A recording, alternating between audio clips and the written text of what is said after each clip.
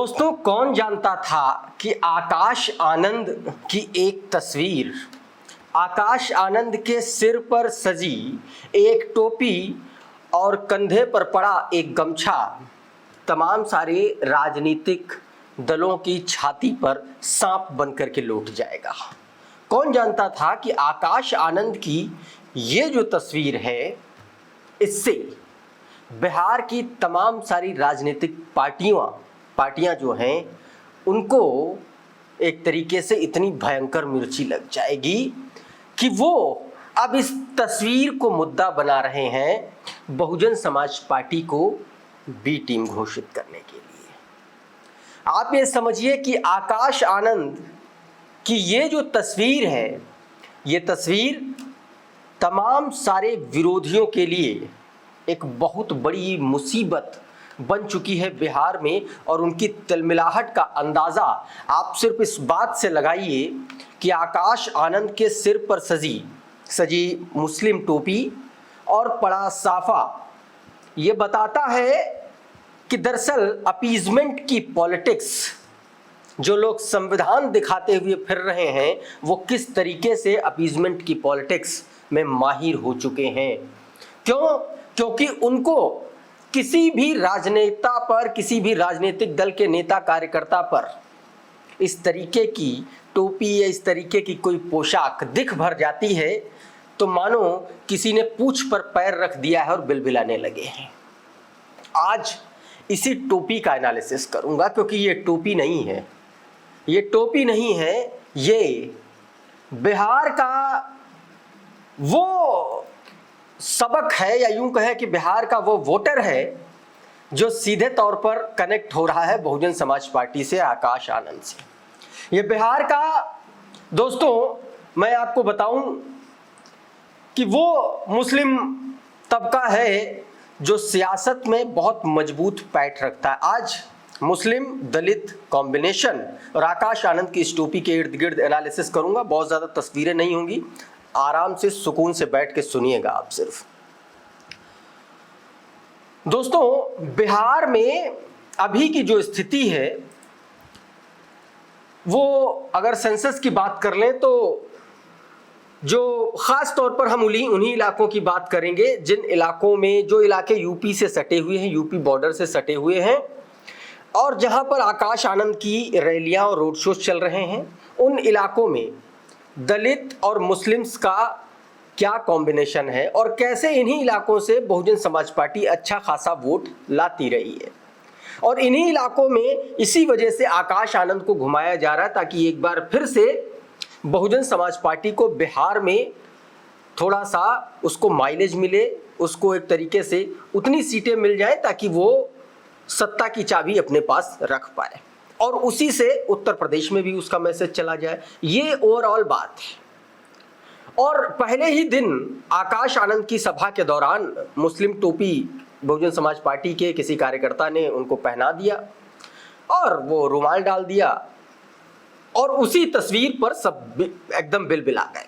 खास तौर पर तमाम सारे वो दल जो मुसलमानों की राजनीति करते हैं, उनकी बात करें तो उन्होंने अपने चिंटुओं को सोशल मीडिया पर एक्टिव कर दिया। अब दोस्तों, मैं आपको बताऊं कि दरअसल हुआ क्या है।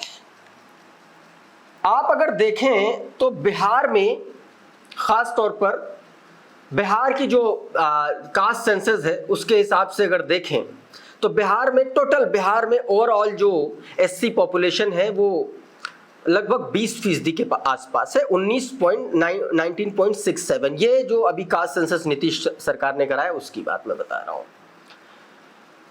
ये पिछली बार दोस्तों आप कह सकते हैं कि 16 के आसपास थी, ये बढ़ करके 20 के आसपास 19.65 या 67 है, इस तरीके से। मुसलमानों की ओवरऑल पूरे बिहार में बात करें तो लगभग 17% के आसपास मुसलमान हैं बिहार में। लेकिन इस पूरे पर्टिकुलर इस यूपी से सटे हुए बेल्ट की बात कर लें तो मैं आपको बताऊं, लगभग कुछ लोग कहते हैं कि 11 ज़िले हैं, 11-12 जिलों की सीमाएं उत्तर प्रदेश से लगते हैं, कुछ लोग 13, कुछ लोग 8, कुछ लोग 9। मैं मान के चलता हूं कि 9 जिलों की सीमाएं लगती हैं। खास तौर पर जहां जहां आकाश आनंद प्रचार कर रहे हैं। कुछ उसमें से ज़्यादातर यूपी से सटे हुए हैं, जैसे पश्चिम चंपारण है, गोपालगंज है, सिवान है, सारण है, भोजपुर, बक्सर, कैमूर, रोहतास, ये वो इलाके हैं जो बहुजन समाज पार्टी जहां से अच्छा प्रदर्शन करती रही है और ये यूपी से सटे इलाके हैं। दोस्तों, इन जिलों में बिहार की लगभग 27-28% वोटें हैं, यानी कि 1/4 से ज्यादा, लगभग 67 सीटें आप मान के चलिए, 67-68 सीटें हैं इसी यूपी से सटे। तो आप इससे इस बात का अंदाजा सिर्फ लगाइए कि पूरे बिहार की राजनीति में उत्तर प्रदेश के सीमावर्ती जो बिहार के जिले हैं उनकी दखलंदाजी कितनी जबरदस्त। और बहुजन समाज पार्टी का जो फोकस है वो सबसे ज्यादा इन्हीं जिलों पर है, इन्हीं 67 विधानसभा सीटों पर है। इन्हीं जो 27%, 27.5% जो बिहार की सीटें हैं, इन पर बसपा का सबसे ज्यादा फोकस है और इन्हीं इलाकों से होकर के लगभग बहुजन समाज पार्टी आकाश आनंद की यात्रा निकलेगी। अब इन इलाकों में अगर इन्हीं सीटों पर या इन्हीं जिलों में अगर दलितों का वोट परसेंट देखें तो मोटा मोटा आप ये मान लो कि 15 से 20% तक इन जिलों में दलित वोटर्स हैं और मुसलमानों का अगर कॉम्बिनेशन यहाँ पर मिलाएं तो लगभग 6 से लेकर के 22%। औसत अगर बात करें तो लगभग 15%, 12% के आसपास इस इलाके में मुसलमान है। 12% भी मान लें अगर मुसलमान और 15% भी अगर मान लें दलित इन्हीं इलाकों में, तो ये एक बहुत बड़ी आबादी हो जाती है, खास तौर पर इन्फ्लुएंस करने के लिए और बहुजन समाज पार्टी की मजबूती के लिए।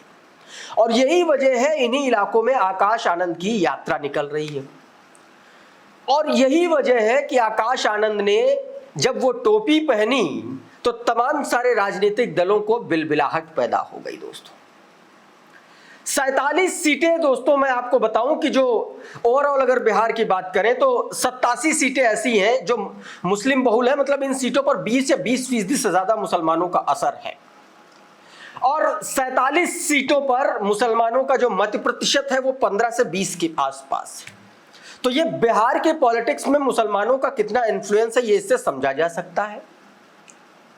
और वैसे भी 19.5% ओवरऑल बिहार में दलित मतदाता, यानी कि ओवरऑल बिहार की भी बात करें तो 20-19 में मान लो दलित और 17% मुसलमान मान लो, तो एक बहुत बड़ा उलटफेर हो सकता है। और ये सबसे बड़ा सेटबैक उन राजनीतिक दलों के लिए हो सकता है जो सीधे तौर पर बहुजन समाज पार्टी या यूं कहें कि जो सीधे तौर पर मुस्लिम और दलितों के इर्द गिर्द सारे समीकरण बैठाती हैं और बुनती हैं। आकाश आनंद जब बीते दिन अपनी सभा कर रहे थे उसी दौरान ये टोपी पहनाई गई आकाश आनंद को, और आकाश आनंद ने सहर्ष उसको स्वीकार कर लिया। राजनीति में जब रैलियां होती हैं, कार्यक्रम होते हैं, तो उसके बहुत सारे सांकेतिक मैसेज भी होते हैं और ये मैसेज साफ तौर पर आकाश आनंद ने दिया, बहुजन समाज पार्टी ने दिया और देना भी चाहिए। हर दल अपने राजनीतिक दल को आगे बढ़ाने के लिए चुनाव लड़ता है। सवाल यह है फिर इसमें बी टीम वाली बात कहां से आ गई, वो नफरती चिंटू या यूं कहें कि वो जातिवादी चिंटू क्यों बिलबिला रहे हैं इस बात को लेकर के। दोस्तों, कुछ ऐसे जिले हैं, पूरा सीमांचल आप समझे, सीमांचल का जो इलाका है वहां तो मुसलमानों की भरमार हो। पूरा किशनगंज ले लीजिए, अररिया, कटिहार, पूर्णिया, इनमें तो आप समझिए किशनगंज में 68-70% के आसपास मुस्लिम आबादी है, कटिहार में 44%, इसी तरीके से अररिया 43%, पूर्णिया 38%। कुल मिलाकर के बात सिर्फ इतनी है कि अगर कुछ इलाके ऐसे हैं जहां पर अगर दलित और मुस्लिम का कॉम्बिनेशन बन जाता है तो वहां पर सीट निकल जाती है। अररिया और पूर्णिया की बात कर लें तो 14% और 12% इन सीटों पर दलित हैं और मुसलमान आप जान ही रहे हैं, मैंने आपको बताया। अररिया में 43% मुसलमान और 14% दलित मिलकर के वहां पर चुनाव लोग निकाल लेते हैं और यही वजह है कि वहां पर आरजेडी का और इनका बड़ा मजबूत गढ़ माना जाता है। इसी तरीके से आप देखिए पूर्णिया में 38% मुस्लिम और 12% दलित मिलकर के वहां से कैंडिडेट जिता लेते हैं। यही स्थिति कमोबेश कटिहार में है। कटिहार में 9% दलित है, किशनगंज में 7% दलित है। तो इस तरीके से दोस्तों दलित मुस्लिम का कॉम्बिनेशन बनता है। खास तौर पर अगर यूपी से सटे इलाकों की बात करें तो उसमें बहुजन समाज पार्टी का अच्छा खासा इन्फ्लुएंस रहा है। बहुजन समाज पार्टी 5 विधायक यहां से अपने जिता चुकी है। लेकिन बहुजन समाज पार्टी के लिए सबसे बड़ा चैलेंज बिहार में यह रहा है कि उनके विधायक टिकते नहीं। 1995 से लेकर के 2005 तक या यूं कहे कि 2015 तक विधायक जीते तो बहुत सारे बहुजन समाज पार्टी से, लेकिन वो टिके नहीं, या तो वो आरजेडी में चले गए या तो वो जेडीयू में चले गए। यही स्थिति बनी और यही वजह रही कि बीते दिन एक कंट्रोवर्सी भी देखने को मिली।